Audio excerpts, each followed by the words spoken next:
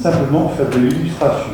Rappeler le cadre réglementaire dans lequel on se situe, avec ses bénéfices, mais ses limites, et de demander à Élise, dont vous avez affecté, de nous brosser les endroits dans lesquels nous avons à intervenir, chacun dans nos missions, dans notre géographie, notre géopolitique locale, de telle façon qu'on puisse être au service des gens. Alors, voilà, on a décidé de s'arrêter là et de vous donner la parole et d'être dans l'échange. Je vais vous enlever juste là.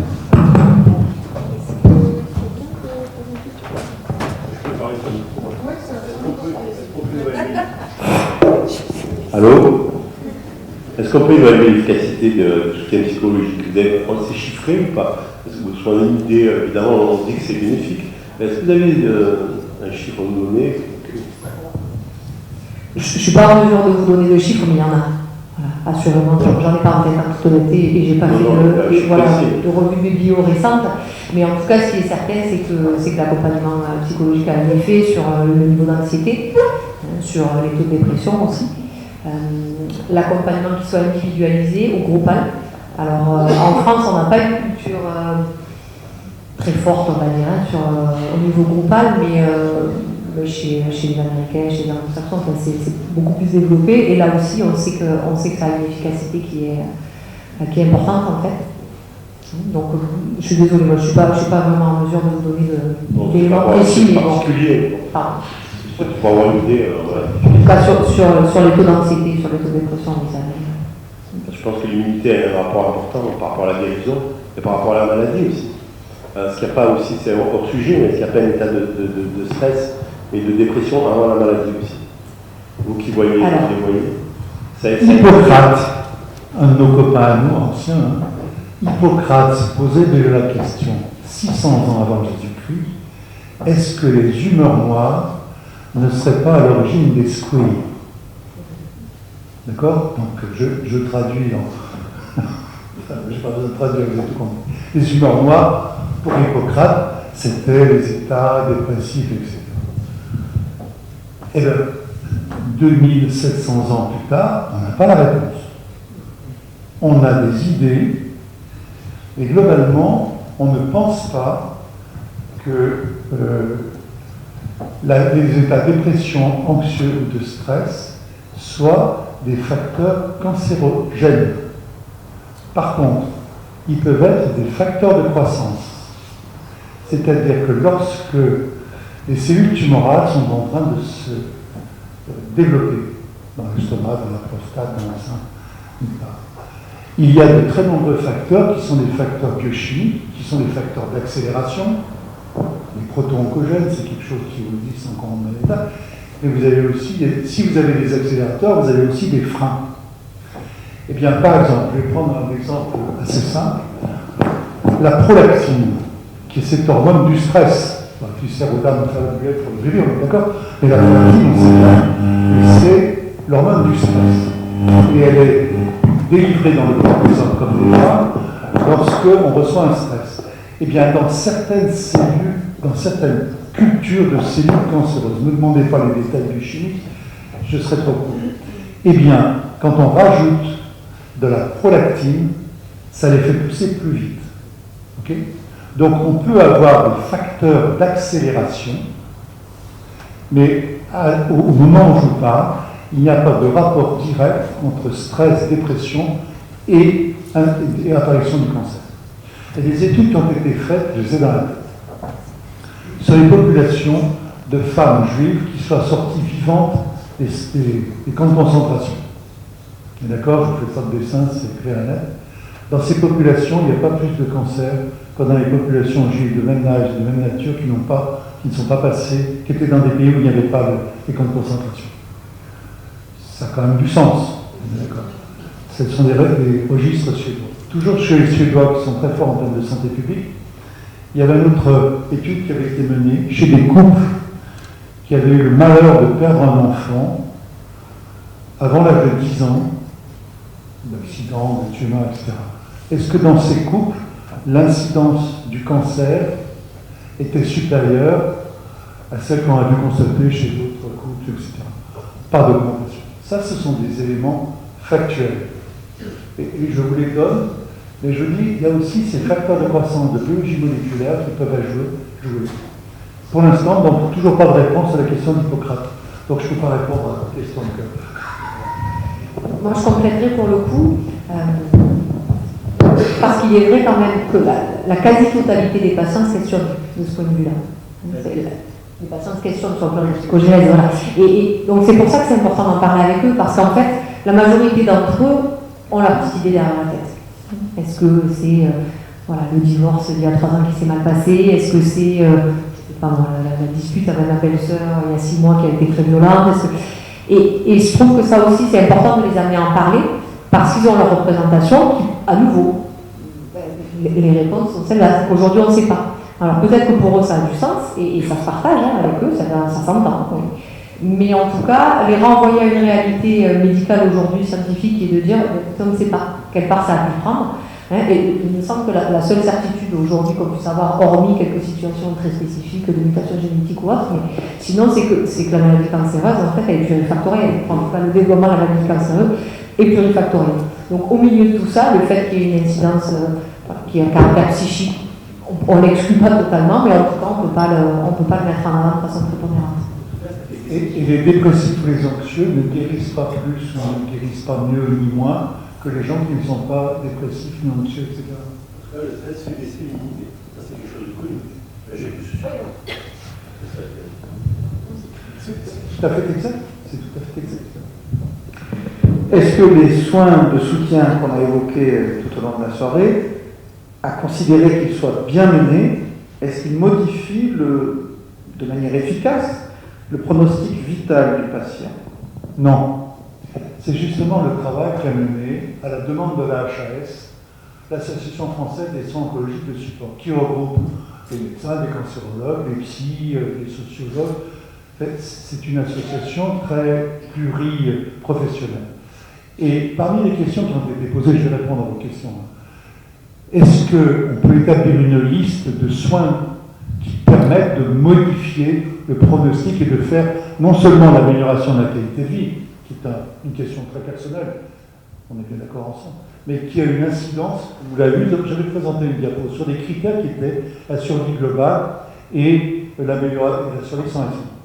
Eh bien, il a été le cut-off, le seuil entre les deux, c'est justement que les soins de confort ne montrent pas, il n'y a pas de publication. Alors, il y a les limites des publications, hein, on n'est plus des naïfs, on n'est plus des gamins, mais ça a quand même du sens.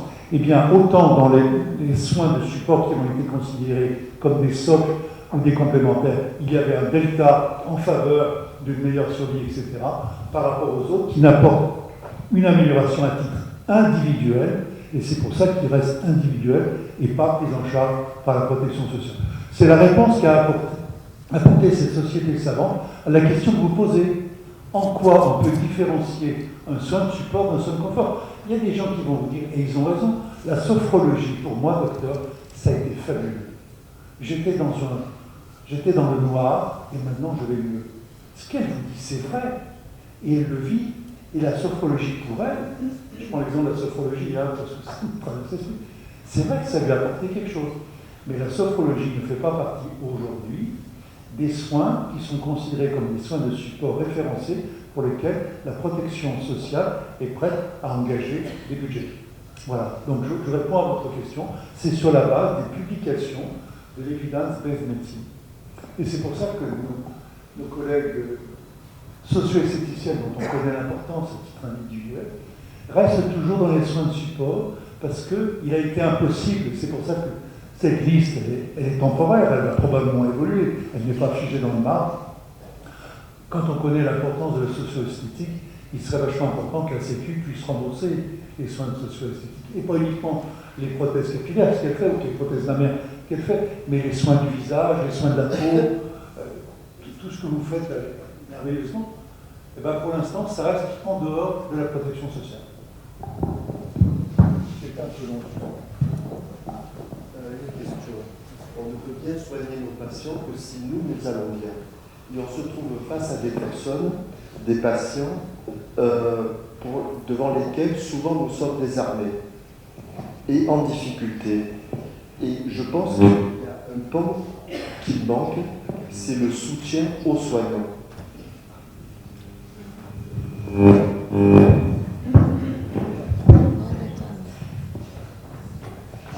Alors, on ne peut que partager, à mon avis, vos propos, évidemment. Parce que nous faisons des tranches de vie avec les gens. Nous faisons des tranches de vie avec les gens. Souvent, il se crée des liens affectifs. Et quand on n'a pas la réponse à donner en consultation, ils le sentent très bien. On est désarmé, ça nous met mal à l'aise, et il y a un aller-retour entre nous. Et quand la consultation se finit, c'est pas ça. On est mal, ou même quand il y a la phase ultime qu'on perd nos patients, on est seul. On est seul à encaisser le coup. Et là, il n'y a rien. Et pour peu qu'on ait, ça n'arrive pas souvent, mais une autre consultation compliquée derrière, on n'est encore pas même à assumer et apporter nos meilleurs soins.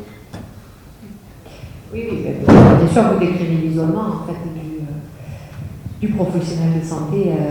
Alors, est-ce que c'est que le professionnel de santé de vie ou pas? Alors, je peux vous rassurer, moi aussi, je suis à la retraite maintenant, d'accord, mais j'ai fait 35 ans dans le métier. Il y a des moments où j'aurais bien donné ma place à quelqu'un d'autre. Il y a des moments où je devais annoncer une fille que je connaissais depuis 15 ans pour un cancer du sein qui avait des métastases cérébrales. Quand je savais, puisque j'avais vu le dossier avant de la consultation, j'étais comme vous, j'étais, comment je vais lui dire, comment je vais moi-même, j'avais la gorge. Alors, je suis soignant comme vous. On a le droit d'avoir envie de chialer. On a le droit d'avoir la gorge qui se serre et qu'on a envie de se taire parce que sinon on a les larmes qui arrivent aux yeux. Ça nous arrive tous. On n'est pas des morceaux de pierre, on n'est pas des bouquins. Alors compte tenu de... C'est ce que m'ont appris le psy, c'est que les médecins ont le droit d'avoir des émotions. Souvenez-vous, dans nos études, on nous a dit il faut qu'on soit avec une blouse blanche, avec du verre fumé, des trucs en or. On doit être en inox. C'est impossible. Nous sommes des soignants.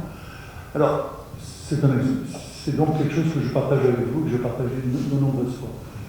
Lorsque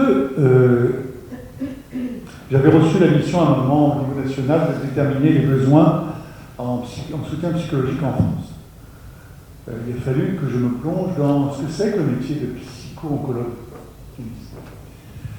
Quand on embauche un psycho-oncologue dans une institution comme Sainte-Catherine ou à l'hôpital de Tarascon ou au CHU de Marseille, 30% du temps de ce professionnel de santé est dédié aux malades. 30% est dédié à l'équipe soignante. 30%, même plus, est dédié à sa formation et à sa respiration en dehors du milieu, parce que tellement que c'est difficile. Donc ça répond à votre question.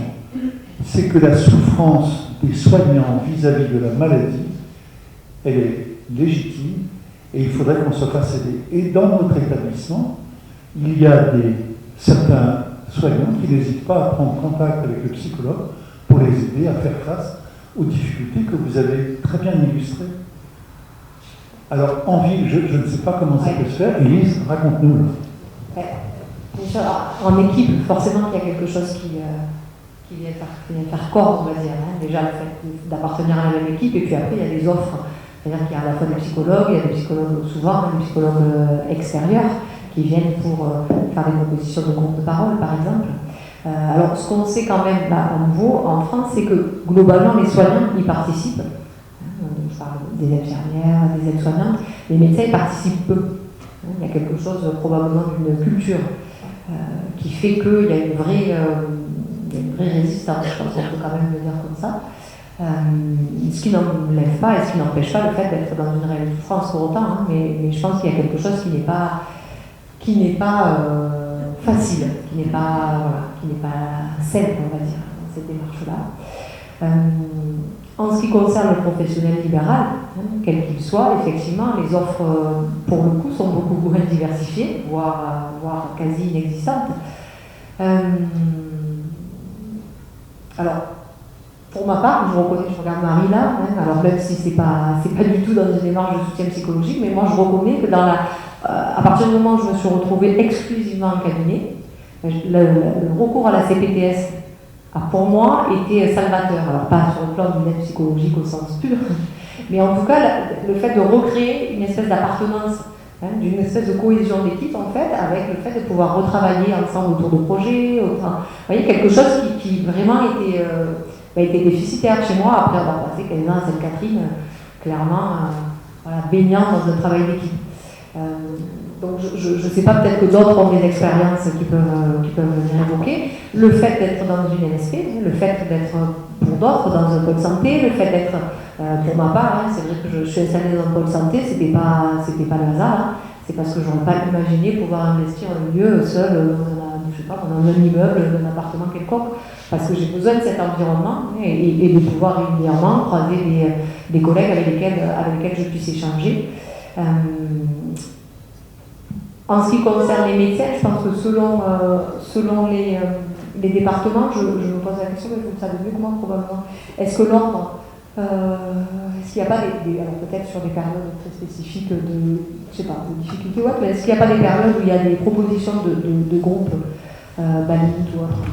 Je crois que dans le cadre de la pandémie actuelle, il y a eu des plateformes qui ont été créées où les soignants pouvaient être appelés. Et alors ma voisine de gauche, Elie, justement, lors du premier confinement, a été avec d'autres à l'origine de la création d'un numéro de téléphone, hein, justement qui était dédié aux soignants qui étaient dans la difficulté. Et alors ce qui est paradoxal, de le dira mieux que moi, c'est que pendant le premier confinement, où ça a été partiellement raide, d'accord, les professionnels étaient dans l'urgence et dans le soin, et ils n'ont pas appelé. Par contre, c'est après où c'est devenu un peu plus. Donc, l'urgence a amené à créer ça. Et ça peut être une réflexion vachement intéressante, c'est de se dire, est-ce que justement, pour ne pas se sentir isolé face à ces questions que vous avez illustrées, ça ne serait pas intéressant dans les maisons de santé, ou dans les PPA, ou dans les structures DAC, ou dans les CPTS, justement de faciliter cet accès à un soutien psychologique. Moi, je pense que c'est vachement important. La souffrance du soignant, c'est comme la souffrance des aidants. Elle est évidente, mais elle a été longuement, elle a souvent un peu ignorée. C'est un médecin idéopathique qui a un dispositif qui s'appelle MEDED. Le micro. Même ça grince.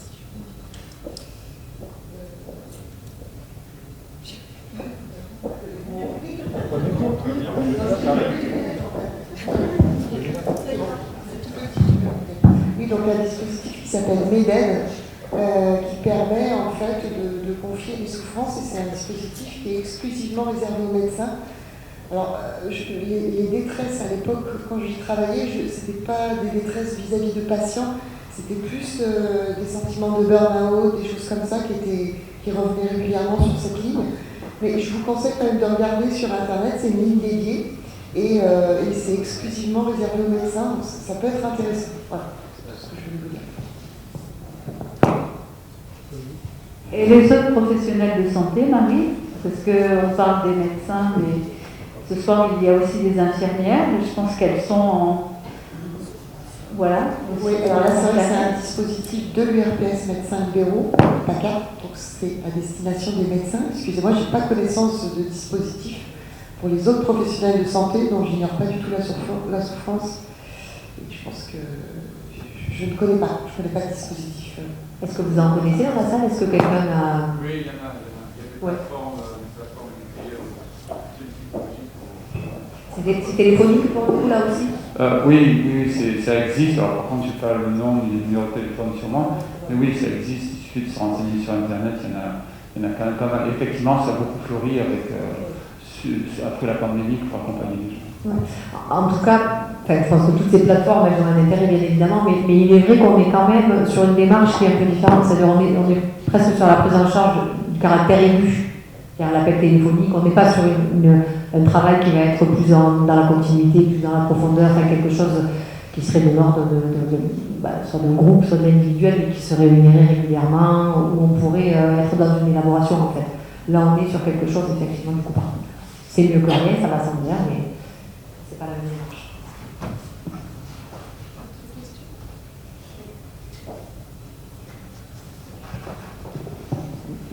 simplement mon expérience personnelle. J'ai longtemps exercé tout seul dans un cabinet, et il faut bien reconnaître que pour les professionnels libéraux, que ce soit infirmiers ou médecins, la solitude est très pesante dans ces situations-là. Et le fait maintenant d'être en maison de santé, je pense que c'est vrai aussi pour les infirmières qui ont retrouvé une certaine convivialité, parce qu'elles se côtoient beaucoup plus fréquemment. Et pour nous, les médecins, d'être en groupe, ça facilite un petit peu quand même cette décharge émotionnelle. Parce qu'on a un discours plus facile entre confrères. Et ça n'a pas un apport psychologique peut-être puissant, mais en tout cas, ça permet quand même de décharger beaucoup de choses. Et il y a réellement, j'ai constaté, un réel confort très rapidement acquis avec l'exercice en groupe. Alors, la première fois, je n'étais pas avec d'autres enfants, j'étais avec des orthophonistes. Je me suis retrouvé dans un cabinet d'orthophonistes. Le simple fait d'être avec elles, il y avait une présence. Donc la présence autour de soi, c'est très important. Donc je recommande à nos confrères et consoeurs, ou même à ceux qui sont seuls, de vraiment chercher un exercice en commun. Donc maison de santé, CPTS, enfin maison de santé plus que le CPTS, puisque le CPTS c'est quand même pas... Il n'y a pas une... Voilà. Je pense que les maisons de santé c'est un excellent moyen pour soulager l'exercice professionnel. Avec en plus toutes les opportunités qui sont offertes par les financements ARS étatiques qui permettent justement de procurer des soutiens psychologiques. Alors maintenant, c'est devenu plus systématique avec la crise Covid, mais au départ, en fait, notre motivation première de création de cette MSP, c'était de pouvoir offrir à nos patients un soutien psychologique qui n'était pas prévu à l'origine, un soutien diététique et même une activité physique adaptée qu'on a pu proposer. Donc ça rentre parfaitement dans le triptyque de soins post-cancer. Mais ça a été vraiment notre motivation profonde. Donc voilà, ce que je recommande, moi, à tous les confrères, c'est vraiment se regrouper. Et ça facilite beaucoup de choses.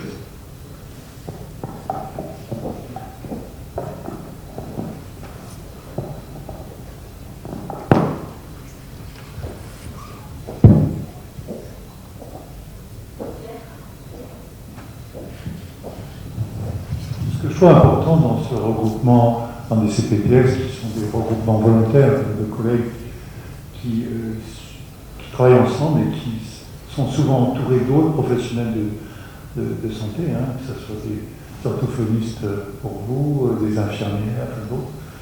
D'abord, ça lutte contre ce sentiment d'isolement, on ne va pas revenir, on le ressent tous. Et je crois aussi que ça permet, au niveau des tutelles qui nous gèrent, c'est de pouvoir envisager des structurations de terrain encore plus poussées. Par exemple, dans les appels à projets avec la Tarasque, la Tarasque avait rejoint la réponse à un appel à projet sur l'organisation des soins de support dans les territoires. Je fais court. Et c'était Philippe de Bourdeau qui a répondu en notre nom et au nom de tout le monde, dont la maison de la Tarasque. On était très heureux que vous ayez ce soin, je le connais. On s'est fait retoquer, bon, c'est clair et net. Donc j'ai râlé là, parce que je suis vice-président du réseau, donc j'ai dit quand même, qu'est-ce que c'est que ça?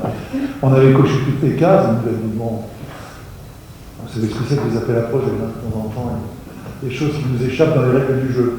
Mais bon, il va y avoir un deuxième appel à projet, et d'après les nouvelles que j'ai, si on n'émarge pas au deuxième, on émargera au troisième, dans le cadre de cette structuration de l'offre de soins de support dont vous parliez, pour en faire bénéficier les gens de notre territoire de vie et de santé.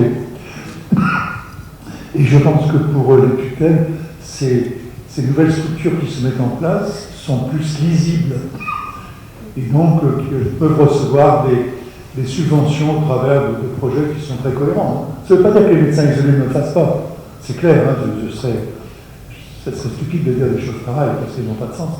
Mais aux yeux des tutelles, c'est plus facilement lisible. Et c'est ce qu'ils ont besoin.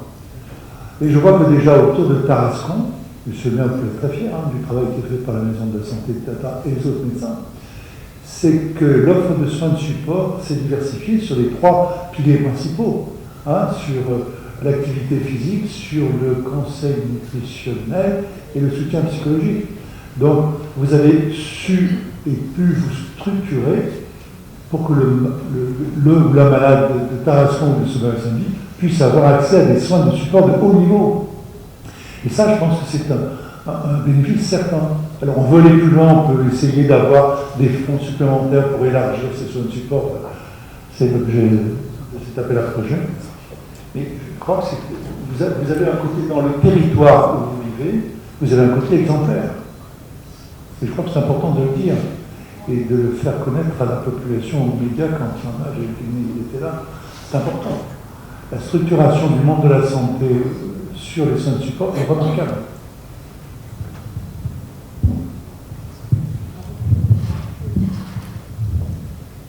Je crois qu'il y a aussi un phénomène qui a sensibilisé la population, c'est l'épisode de Bernard Tapie récemment. La population a été très secouée par le Covid, on est d'accord, mais l'exemple de Bernard Tapie et puis d'Axel Kahn aussi. Vous voyez, il y a beaucoup de ligueurs qui sont, et on a eu corps très fiers d'Axel Kahn, qui est un type très bien, mais ces deux exemples d'hommes qui ont été atteints et dont les exemples ont été cités dans les médias, bouleverse nous bouleverse tous, premièrement, et deux, nous amène à réfléchir. Tout à l'heure, quand on était en train de prendre l'apéro, je disais que ce qui est quand même incroyable, c'est que le Covid a remis au premier plan de la scène que nous étions mortels. Je ne dis pas ça par ironie, mais on parlait, souvenez-vous, il y a 2 ans, le débat dans les médias, c'était l'homme augmenté, vivra-t-il au-delà de 120 ans, avec des prothèses partout. Et puis là, il y a une petite bestiole qui arrive, pong. On repart dans un sens, on retombe sur nos pieds. Et bien, je crois que c'est important que nous, qui sommes des soignants de terrain, on soit conscients que la population a été marquée. Et que le Covid, plus le cancer, les souffrances sociales, et je pense qu'Élise pourrait nous en parler, sont actuellement de plus en plus fortes. Et que les détresses psychologiques, qu'elles soient dans les familles ou dans le chez comme ça, et la détresse sociale, elle est actuellement très forte et elle augmente. Oui, je pense que je n'ai pas plus d'éléments que ce que vous en avez et que ce dont vous êtes témoin au quotidien. Le fait qu'effectivement, ce qu'on sait, c'est que les taux d'anxiété et de dépression ont augmenté d'une dizaine de points. Et l'année dernière, laissez-moi me rappeler les chiffres, entre septembre et novembre, donc 2020, donc novembre, ça veut dire entrer dans le confinement de l'automne de l'année dernière, le taux de déclaration de dépression avait été multiplié par 2.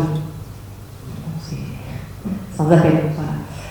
Mais je pense que votre patientèle, ça peut être, comme moi, vous témoigne du fait que toutes les problématiques sont accusées, que toutes les difficultés, que tout ce qui était à peu près, qui tenait de façon très précaire, ne tient plus.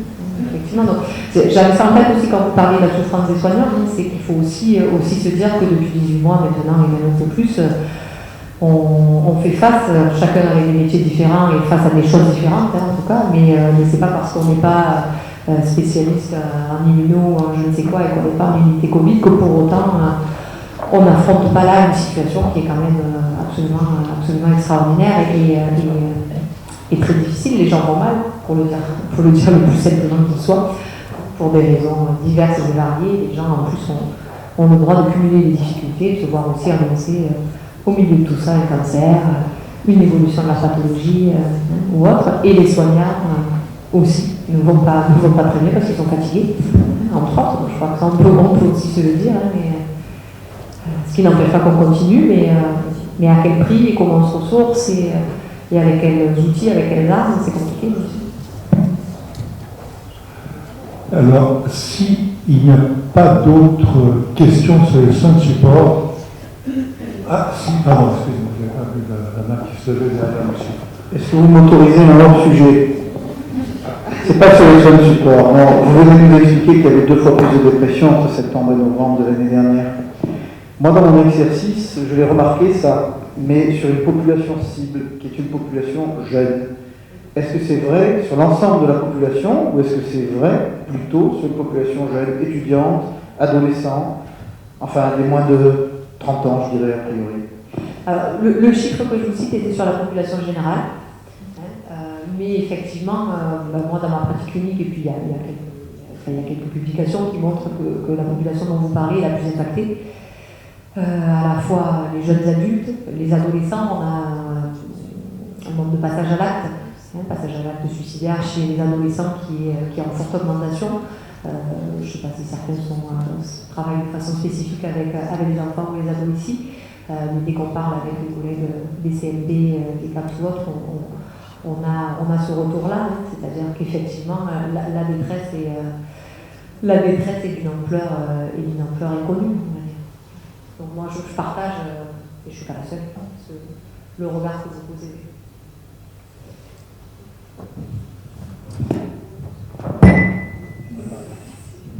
Est-ce qu'il reste encore des questions ou est-ce qu'on s'arrête ici pour aujourd'hui? Patricia, alors, si, moi c'est important de ne pas parler pour les socio-esthéticiens, mais je vous ai dit tout bien que le cancérologue que j'étais, pense de la socio-esthétique. La question que je vais vous poser, je suis médecin libéral à Château-Renard et je pense que ce monsieur ou cette dame qui est en soins du cancer, elle a des questions, des problèmes de peau, on les voit, toutes ces personnes qui sont sous immuno actuellement. Comment est-ce que moi, médecin, je peux faire bénéficier cette patiente de vos soins et de votre approche socio-esthéticienne? Je fais une ordonnance, je vous l'adresse, comment c'est pris en charge? Bon, c'est des détails mais hyper importants. Parce que si on doit faire des progrès dans notre prise en charge, est-ce que ça ne fait pas partie des choses qu'il faut qu'on regarde avec attention? Donc c'est la question que je voulais vous poser. Comment est-ce que les gens arrivent dans votre cabinet de consultation ou de soins? Alors, souvent, c'est par le biais de certains médecins, parce qu'on a la chance de travailler avec Caroline Triquet. Donc, elle souvent nous envoie aussi parfois ses patientes. Et puis, c'est le bouche à oreille. Donc, souvent, moi, je fais beaucoup de communication sur les réseaux sociaux. Et c'est souvent des personnes en fait, qui sont après cancer, qui n'osent plus pousser la porte d'un institut, parce qu'elles ont des cicatrices, parce qu'elles ont une prothèse capillaire. Donc, voilà, elles viennent directement au cabinet. Et vous avez aussi souvent des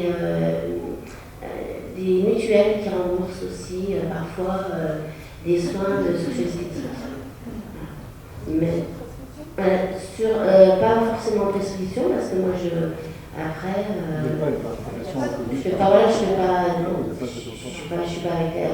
je suis pas agréée, quoi.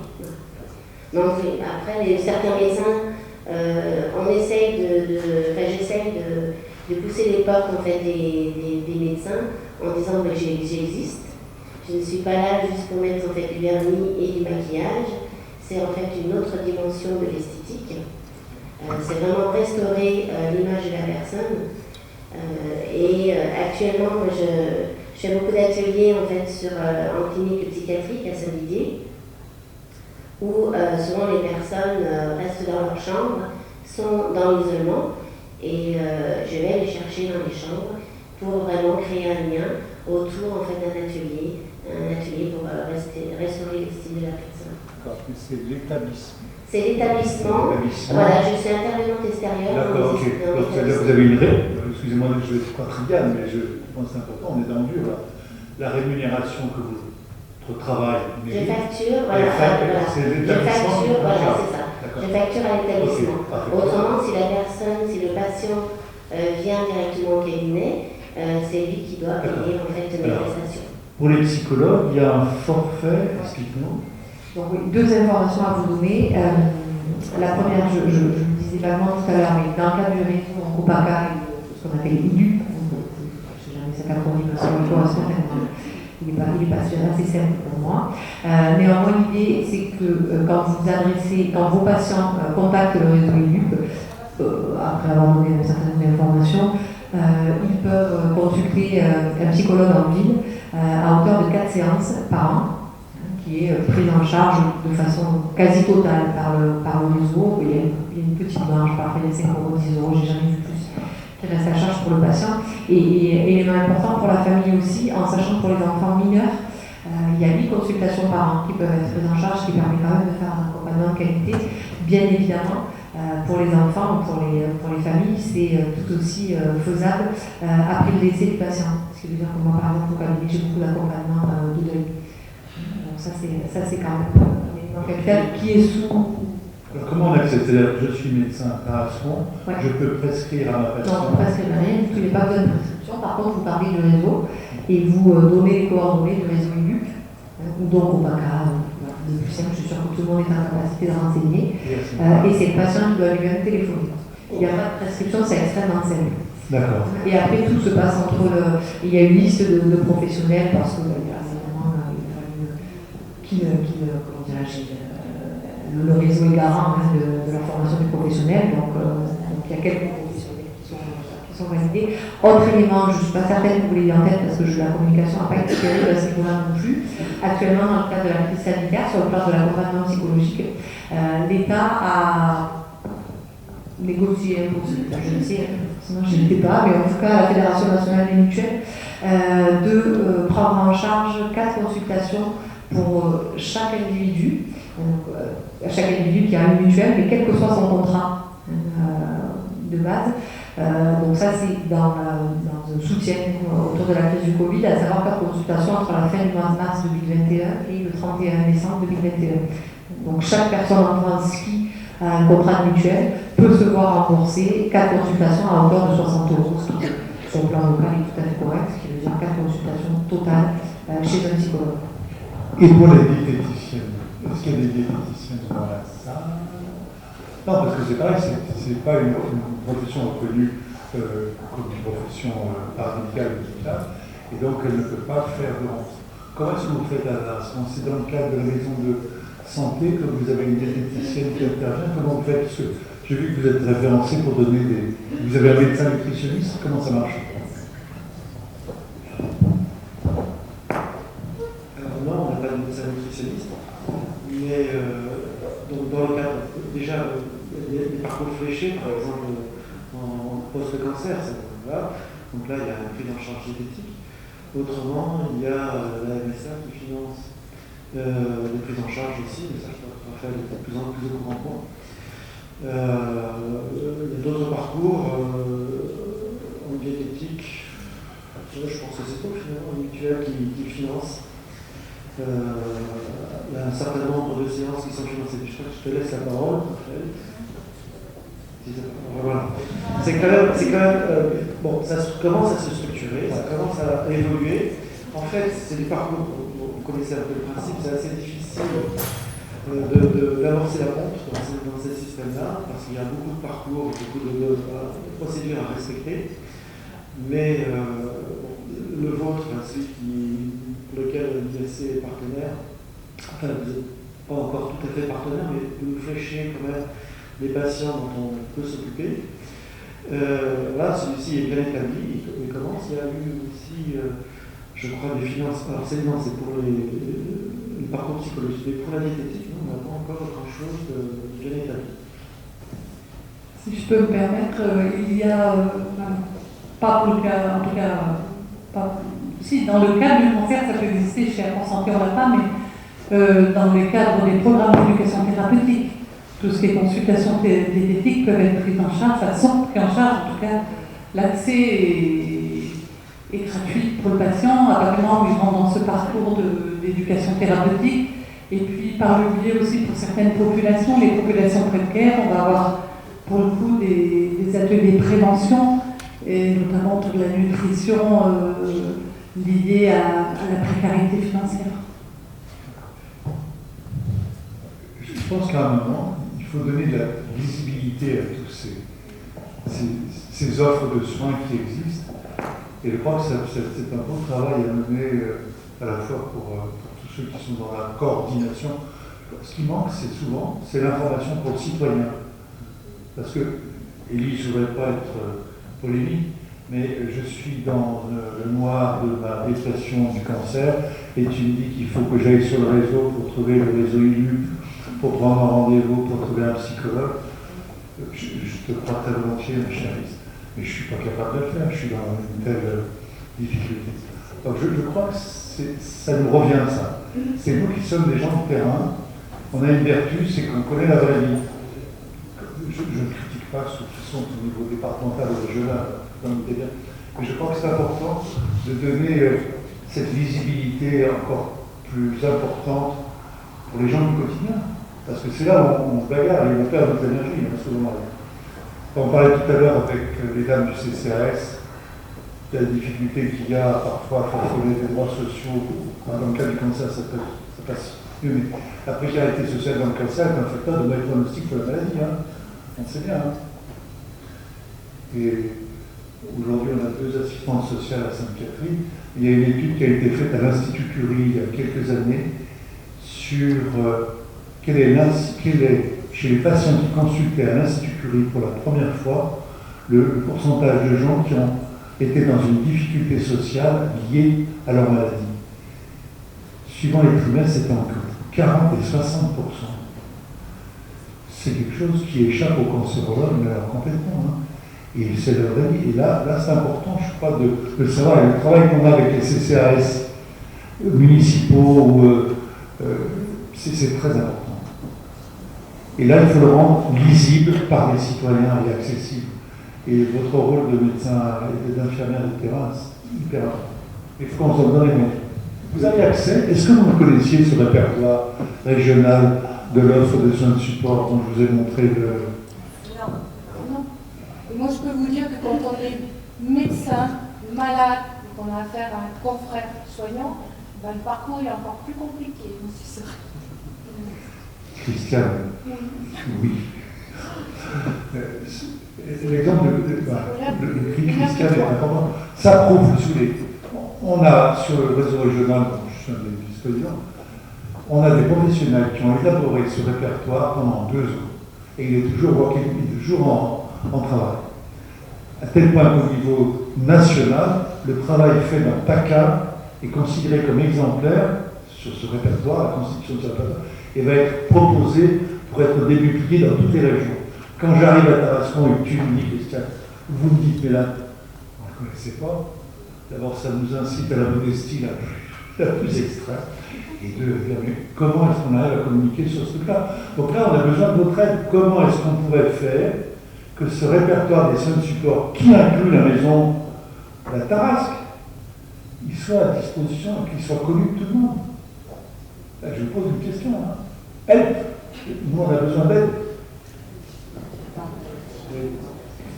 Alors, oui, c'est très réponse, s'il vous plaît.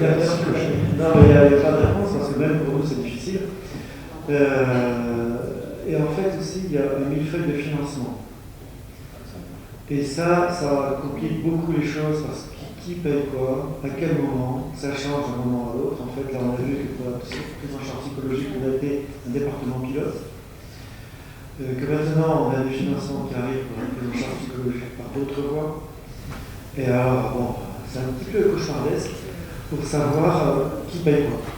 Alors, et à quelle hauteur, quel nombre de consultations par l'un, quel nombre de consultations par l'autre, c'est assez compliqué. Donc c'est pour ça que le travail de Raphaël est un travail, je veux dire, considérable, parce que il y a une perte de limpidité.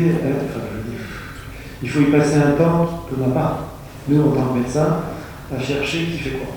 Et en effet, ce site-là, ce répertoire, il y en a bien beaucoup d'autres qui sont inconnus dans d'autres domaines.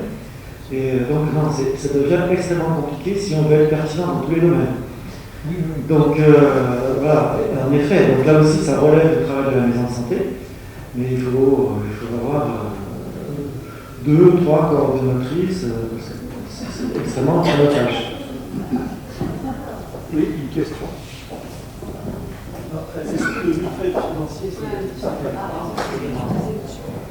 Oui, du coup, je vais rebondir sur ce que vous dites, parce que bon, je trouve qu'on est tous des impatients pour arriver à améliorer les choses. Je crois que ce genre de journée et ce genre de soirée, voilà, c'est des moments où justement, je suis infirmière libérale, c'est des moments où l'information, elle passe. Moi, je suis plutôt pleine d'espoir. Je vais vous expliquer ma philosophie du soin. Je vais essayer juste d'être courte. Voilà, comme tout le monde, j'ai fait ma carrière à l'hôpital. En libéral, la chose qui m'a frappée, ça a été l'isolement. Et je rejoins tout à fait mes collègues et différents intervenants en disant que la maison de santé, ça a été une bouffée d'oxygène parce que ça nous a permis, en tant que soignants, de bénéficier du soutien, de l'expertise, de partager des infos, des données sur les différentes ressources qu'on peut utiliser et proposer auprès de nos patients. Ne nous mentons pas, je pense que c'est à peu près pareil dans toutes les villes. Les médecins, il en manque en fait, ils ont une charge de travail qui est franchement colossale. Et je pense que sur une ville comme Tarascon, les gens du terrain, les infirmiers libéraux, les pharmaciens, justement, nous avons un rôle important. Je nous vois sans prétention comme des sortes de sentinelles, et c'est à nous, en tant que professionnels investis, de venir assister à ces soirées. Si on est debout depuis 5 heures du matin, on y vient volontiers parce qu'on a ce désir-là et qu'on a été formés dans cette prise en charge globale des patients. Je pense que le gros problème qu'on a, je ne parle pas des financements, c'est qu'on a tous une problématique de temps. Alors, je repense encore aux médecins. Voilà, les médecins, vous avez une expertise.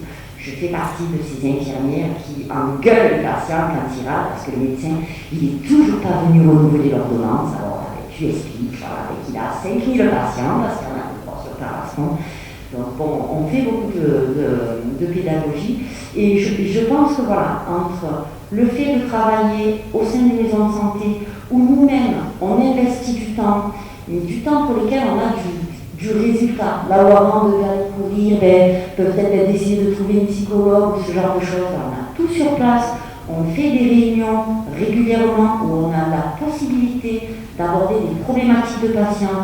Il y a tout le monde, le pharmacien, la psychologue, la diététicienne, et on a pu après se rendre, on a donné, je ne peux pas donner des noms, le kiné, pardon, excuse-moi si tu m'entends, je ne dénigre pas, mais bon, justement. Donc moi je suis plutôt dans l'espoir de ça, voilà, on manque de temps, mais c'est pas pour autant qu'on est obligé de faire des mauvaises prises en charge. Je pense que les choses, franchement, elles vont se faire petit à petit. Alors, c'est simple pour des patients qui, par exemple, ont une infirmière libérale, dans la discussion, de pouvoir identifier les problèmes et ensuite de les faire remonter à la maison de santé.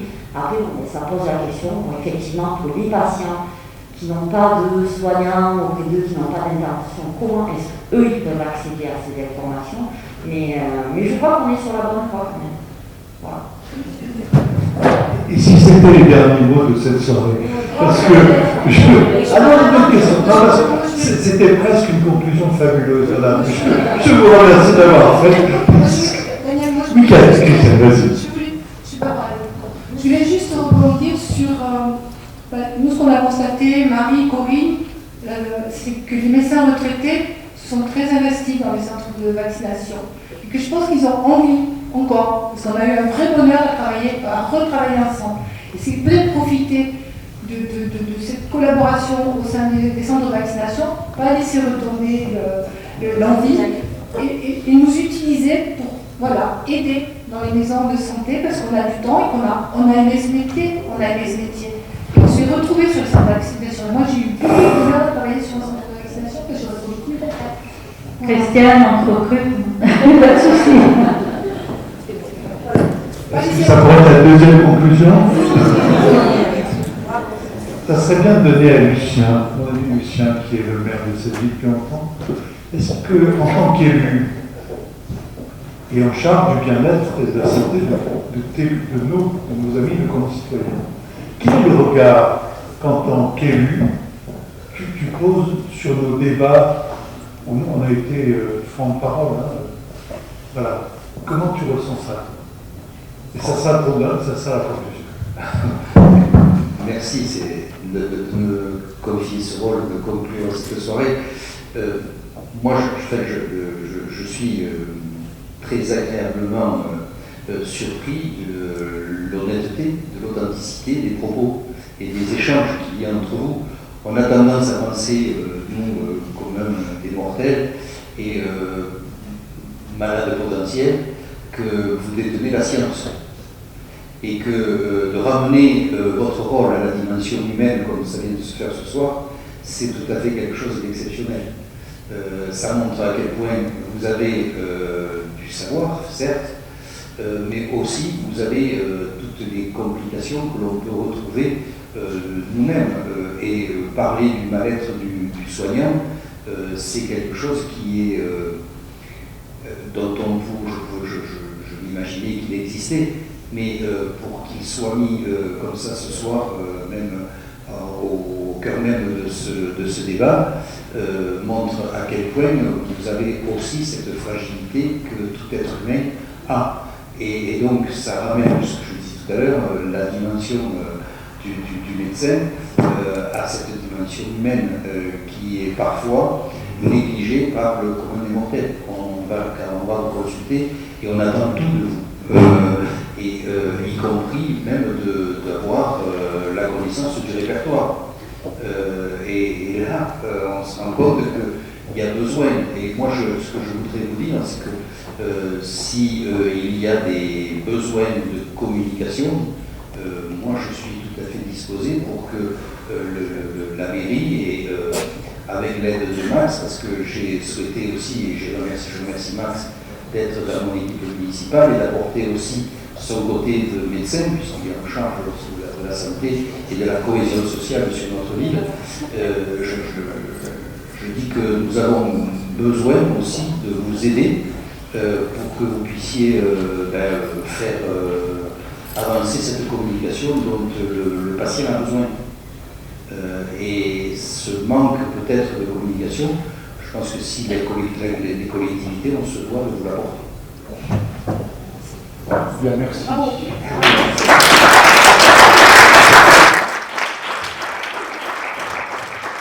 Merci aux organisatrices, à Marie et à Raphaël, à mon ami Max aussi, de nous avoir invités à Tarascon.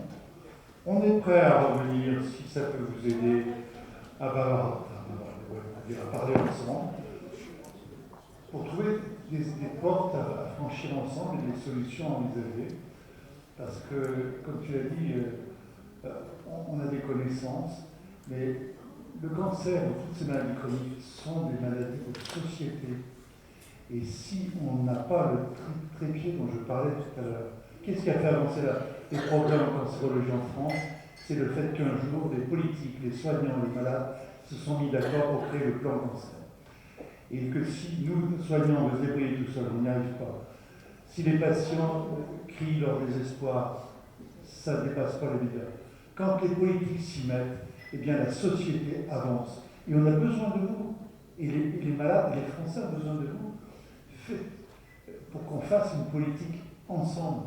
Et même une politique de territoire, même une politique communale. Donc merci de votre aide, monsieur le maire. À bientôt.